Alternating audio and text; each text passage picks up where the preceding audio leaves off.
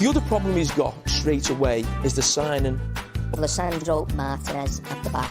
He's vertically challenged. It'd be very difficult in this league, I think, to actually succeed, no matter how good you are. The player you brought in at centre-back, Lisandro Marinez, that was the position I played, and I wasn't the biggest. I'm convinced this can't work. Not really special at anything. Two teams you've come up against now have targeted him, maybe with a lot more long balls. He may have to put Harry Maguire back in at centre defence. But being 5'9" in the Premier League is something to worry about. Another thing I don't like about him, he goes to ground too readily. That is not a good sign for a defender. We should never judge managers' players too early. Jesus! Oh no! Oh my goodness me. Yes, Lisandro Marinez at it again. Been sensational, no doubt about it. But still, the knives are out. Smash the like and the share button, people. It's time to expose these guys again. Straight away is the signing of Lisandro Marinez at the back. Now, we should never judge managers' players too early. But the irony here literally says don't judge managers or players too early and goes on to judge them too early. We've seen this before, but we'll just remind ourselves of what he said. I'm convinced this can't work because he's the size of a 5'9" playing in a back four. Maybe he could go left back. Maybe he could play in a back three. But in a back four, he cannot play there in the Premier League. And I'll show you why. Massive L. Jamie Carragher goes on to say that essentially everyone's going to target Man United. Everybody's going to go long ball. And I'm not going to lie, they did do that. They did that in the opening two games. But this is where the correlation doesn't equal causation. We weren't losing. We didn't lose against Brighton and we didn't lose against Brentford because they were playing long balls towards the right-hand side of their attack, the left-hand side of our defense. It was the lack of running, the lack of pressing, and essentially the old habits from the old regime living on. Because Lisandro Marinez has played more minutes per game since those opening two matches, and United have gone to an absolute another level, just losing one league game against Manchester City. So it made no sense in the first place. It was based on nothing. It was a pure and utter agenda. The weekend, Shea Adams, they were putting Shea Adams up against them, and the goalkeeper. Let's get this one right. This came just after we beat Southampton. So we'd already beaten Liverpool. We'd already beaten Leicester City. Now it's the Southampton game. So we've already had two good performances and wins, but still the negativity. And other members of the Southampton team were loading it down that left-hand side. They were trying to stick it on his head. He's vertically challenged. He's vertically challenged, you know. And I was racking my mind to come up with anyone who's played in the Premier League or indeed the First Division that size and been a success. I think he will get sorely tested and be found out going forward, because I come back to it. You know, he's not particularly. Imagine what Haaland's going to do to him. Oh, or Nunez at Liverpool. Mitrovic. Oh, dearie me. I'll be. Or Nunez at Liverpool. A mismatch. He's not particularly special at anything. And that's the big claim here. See, the height thing, I can kind of get on board with these guys coming out and saying this. And the reason that I'm exposing them all today is because none of them have come out and said, sorry. We saw Graham Souness yesterday double down and go, I don't care what he's done in 12 games. I'm still writing him off. Even though they said, look, after 2 games, this is why I'm writing him off. So 2 games was enough at the beginning of the season to say terrible signing.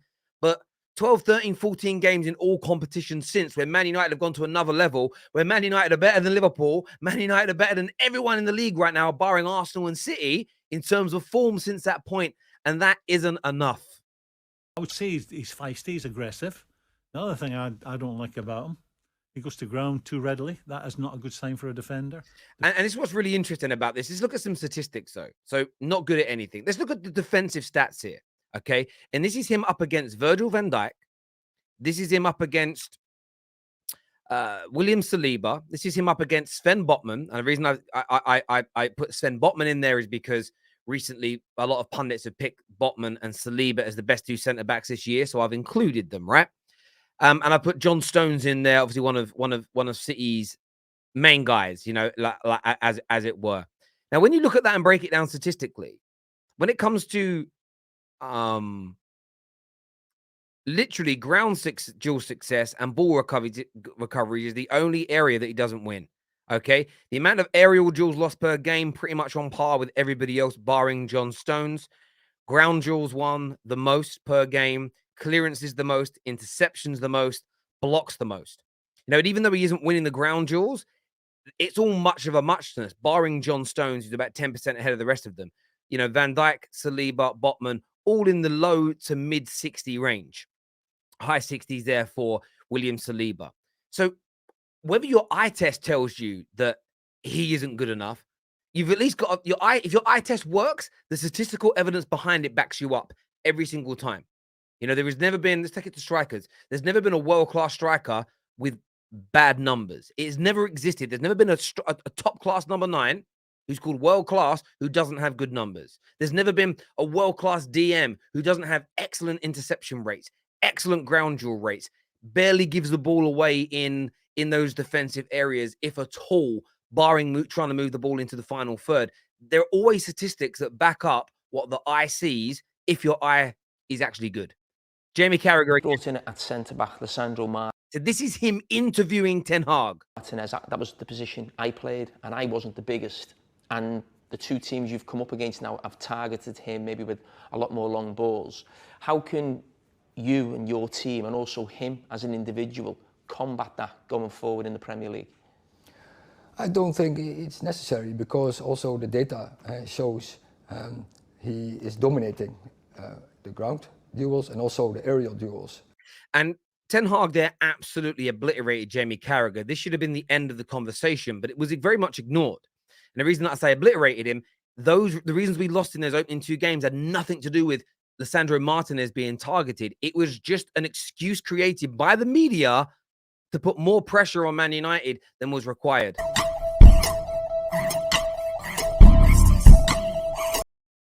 A little bit quiet on Lisandro Marinez, because obviously when I heard he was 5'9", and I thought, it took me back to sort of, I love playing centre-back. I was a centre-back in the youth team.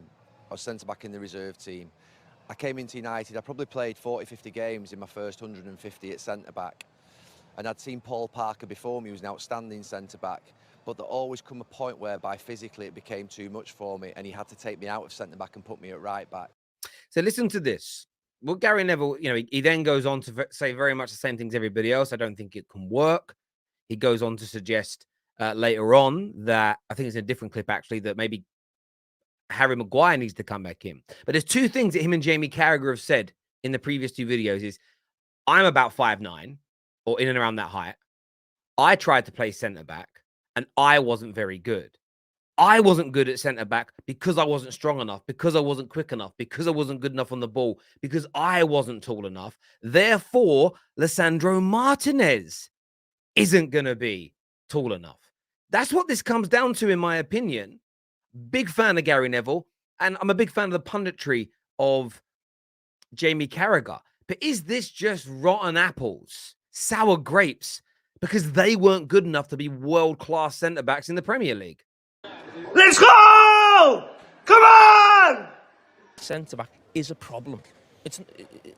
Mind you, this video came after we just outclassed Liverpool at Old Trafford when they all predicted we were getting smashed. But if I think of the best centre-back I ever seen play was Franco Baresi, and he was 5'9", 5'10". Number one, he didn't play in England, but what it means is you to compensate for your lack of height and being good in the air and maybe getting dominated time, you have to be outstanding at everything else, and that's what Baresi was. So Baresi organises the whole team. Now listen, I'm not going to suggest that Lisandro Marinez is as good or will ever be as good as Baresi, okay? That would be like claiming right now that I'm going to make a player up who's a good up-and-coming striker. It's like claiming that Haaland is the greatest or one of the greatest strikers of all time. It's too early in the career. You've got to see what they go on and do. Lisandro Marinez is on his way to being world-class, but Baresi is in a level above that, okay? He's one of the GOATs defensively of world football ever. Research him. But this is the lack of research that goes into this by the mainstream media. If you knew anything about Lisandro Marinez, you know how good he is on the ball. You know how brilliant his positioning is, how brilliant his timing is. You know, and I know Jamie is, I'm going to spit some facts here on Jamie, just facts, no saliva, that you didn't do any research before you started talking about this guy. His positioning, his ability to play up from the back, his marking, the aggression and the tenacity that he has within games. You add all this together, not to mention his touch, his availability, his brilliant stamina, the physical attributes are there. Outside of the only physical attribute this guy doesn't have is towering height, but he has everything else. He has everything else. He's also got great leadership ability as well. And it would have taken no more than an hour's research to read some in-depth scouting reports and watch genuine content surrounding his ability. And none of these opinions would ever at any point, any point have been said. Make a big difference to them. Casemro's never been a great player. But I don't see him as a great player. I don't see someone's going to get... Just listen to this. This is off, away from Lisandro Marinez, but we're throwing this in there because we're going to start this narrative as well. Casenmro being called not a great player by Graham Souness. It's a standout. Well, you just listen to what I try and understand. I mean, when I woke up this morning, I think I was still speaking English. So please, your version of it. Please try and understand what I'm saying. You're accusing me of calling him a steady Eddie. I stand by that. He's a good steady Eddie. He will hold the fort. Right. That's what a steady Eddie is. Right. He's a good player. A steady Eddie. See, how does a steady Eddie? Okay, and I'm going to read this here. Win 3 La Ligas, 1 Copa del Rey, 3 Super de Españas, 1, 2, 3, 4, 5. That's 5 Champions Leagues. 5 Champions Leagues. 3 FIFA Club World Cups. The Copa America with Brazil. How does a steady Eddie, okay, play? I'm just going to read this here. 336 games. 336 games for Real Madrid. Many buddies picked for the greatest club in the world. Okay? This guy, 5 Champions Leagues, and I'm going to count this in 1, 2, 3, 4, 5, 6, 7, 8, 9. The guy had 9 seasons at Real Madrid. 9 seasons, brother. And he won 5 Champions Leagues. And inside of those seasons, he is such an integral role in the majority of those campaigns as a holding midfield player. Crazy take there from Souness. Not an average steady Eddie. A steady Eddie's a good player. A steady Eddie's a 7.5, 7 out of 10 every week. You're making... No, when you spoke to us about Casemro, sorry, Simon, that day, you said he's a steady Eddie, with the inference being he's kind of no more than that. With your inference, that's how you take it. Steady Eddie, in my language, means he's a 7.5 every week. He is a real team player. See, this is him just being pure sour and pure bitter. And do you know what this comes down to? Because he has predicted things right in the past. He did predict that he didn't think Paul Pogba would become this consistent world-class player at Man United. Now, he puts that purely down to Paul Pogba, his behavior, his attitude, earrings, blonde streaks in his hair and his clothing range. However, I think that's more to do with, there's also an element, a big element, which is the way the club was run. The club is being run right at this moment in time. Will it continue in the future? I don't know yet. But this man is sour. This man is bitter. This man is angry because Man United signings have worked. Man United are getting better. And these guys, and listen, I'm going to bring Arsenal into this conversation now very briefly. They're angry for one reason and one reason only. Their cash cows, the teams they get to hate upon, are falling away. And it's the Liverpools of this world that are going backwards that they're going to have to start criticizing, making the clickbait about. The sensationalism is going to have to be about them in a negative way and not Man United, not Arsenal. And they're fuming about it.